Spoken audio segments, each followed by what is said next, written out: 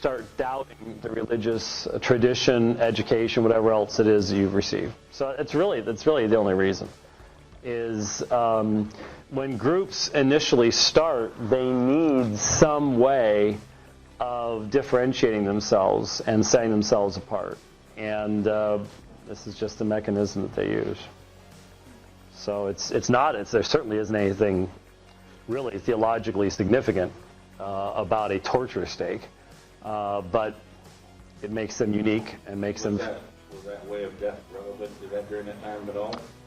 Well, I'm not going to say that no one was ever killed in that way. I suppose if you couldn't find a crossbeam, that would be another way to do it.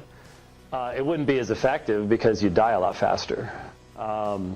The reason that normal crucifixion would take so long, and remember in the Gospels, they don't want them up there on the Sabbath day, so that's why they break the legs.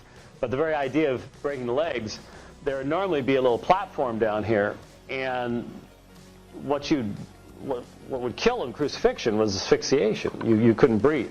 You're hanging from your arms, and if you can imagine what that's like, eventually the diaphragm is having to fight against gravity. Well, the diaphragm wasn't designed to do that. And so what you do is you would push up with your legs, even though that's pushing against a nail in your feet, which would be excruciating, which is what excruciate means from crucifixion, if you're familiar with the term. But that's what you have to do to be able to breathe, is to push up on your legs to take the pressure off the diaphragm long enough to get air into your lungs. Well, that's why breaking the legs was, once you did that, you couldn't push against the legs any longer, and you suffocate fairly quickly. But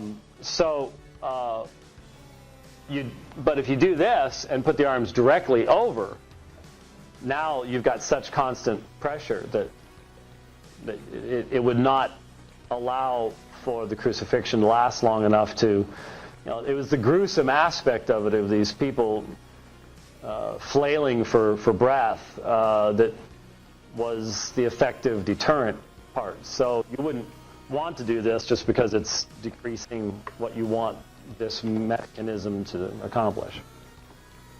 But I'm sure it probably happened somewhere, Yeah. I find that answer very interesting, because it seems like that's always the attack from secularists or anybody else, even evolutionists, is to question the scriptures. Is that really what the scriptures say? Let me show you a different angle. Let's look at it differently. Let me give you the other answers. And it seems like if you take it all the way back, that's what the enemy did in the garden, is question the scriptures. Is that what God really said?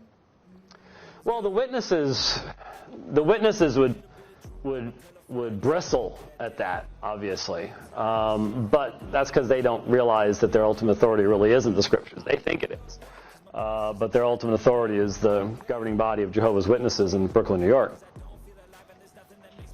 But yeah, I mean, obviously, I was listening to a debate yesterday that I'll be reviewing on the Dividing Line this week between a New Testament professor at Dallas and Bart Ehrman on whether Jesus believed himself to be God. Not whether his apostles believed him to be God.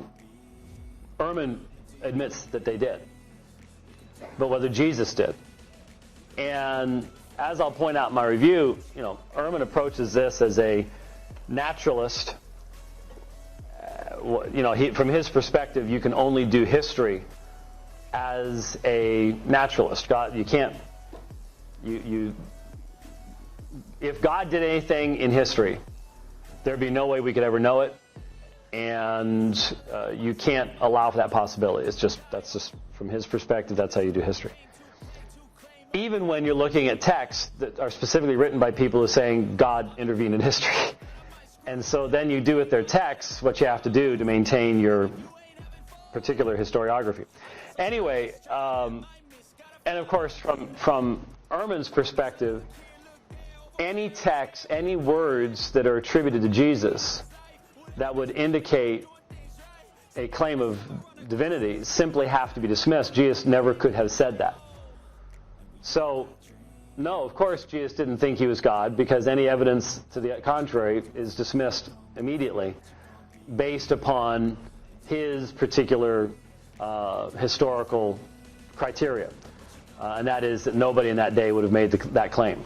So in other words, God did not intervene in history, therefore, And so I expect that from Ehrman. A lot of us have exposed his naturalistic presuppositions in the debates that we've had with him. Certainly not me alone. But what was disappointing, but again, not surprising to me, was that when Ehrman had the chance to ask the questions, the Dallas prof was asked, do you believe there are certain things that happened in the Gospels? Do you believe there are certain things recorded in the Gospels didn't happen?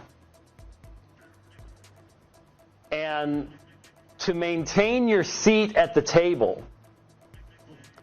today in New Testament scholarship, the only answer you can give is yes. You have to be able to say, well, yeah, since we believe that, Mark writes first and Matthew and Luke are editing Mark and John's just off in Nana land. In fact, the very last words of Ehrman in the formal part of the debate were the vast majority of all of New Testament scholars in the world today do not believe that almost anything in the Gospel of John is historical. Because he admits the Gospel of John presents Jesus as God. There's no question about it. It's a no-brainer. It's a duh. But Jesus didn't say anything in the Gospel of John. It's all made up. It's all fiction. It comes 60 years later and it's all fiction. That's his view. And so, he's asking this professor, well, what in the Gospels, what did the Gospel writers say that Jesus said or that took place that never did? And over the past couple of years, it's become really popular to talk about the zombie apocalypse in Matthew 27. I'm not sure who came up with the zombie apocalypse part. But it's the partial resurrection. I think it's, Matthew 27:51. We'll get to it here in a little while. Where only Matthew records that certain of the dead rose up and went into Jerusalem and were recognized. Which tells me these had to have been people who had recently passed away, or who would have recognized them. I mean, if it was somebody from